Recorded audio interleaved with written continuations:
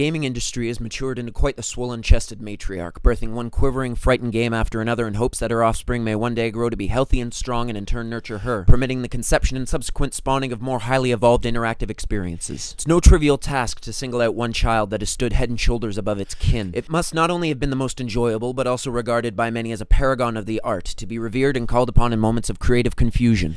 Its every facet should exhibit unfathomable depth of creativity, beckoning you down to discover its exotic machinations. It must enrich as well as entertain, all the while blurring the borders between player, content, and control until eventually disappearing entirely, becoming the graceful union that can only be cultivated in the world of interactive media. Of the games released in this, the year of our Lord 2010, no title has embodied these virtues greater than the latest installment of BioWare's unequivocally awe-inspiring science fiction epic, Mass Effect 2. The level of detail found in the Mass Effect universe is comparable only to that of the most widely popular science fiction franchises such as Star Wars, Star Trek, and Battlestar Galactica. It's evident that years of creative energy have been spent conjuring countless distinctly unique cultures, climates, and characters whose histories have not escaped the most meticulous definition. It's a universe that lives and breathes, and we are made to feel as privileged guests in its hall. It's not the first time BioWare's writing team has flexed its hulking, well-oiled creative muscles, but it is their most impressive display to date. The game is tactful in its virtue, however, in that a lack of complete canonical comprehension in no way puts the player at a disadvantage. The delicious details can be fleshed out at the player's leisure, with more than enough superficial content to keep the more casual player glued to their seat. The interface that we pilot through this universe is no less masterful, shifting seamlessly from social to statistical to violent, all with mechanical yet fluid efficiency that sits quietly behind the curtain,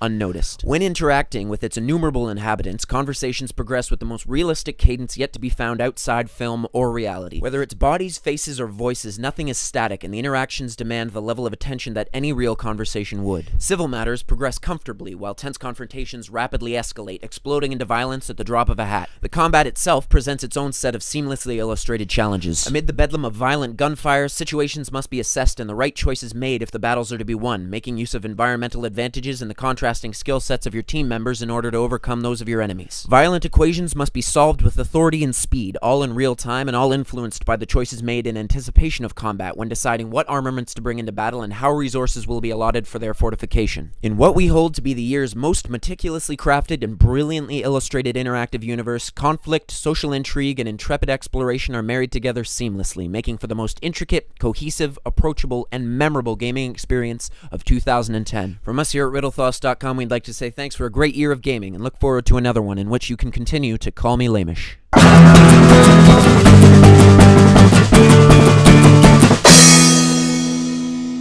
Right!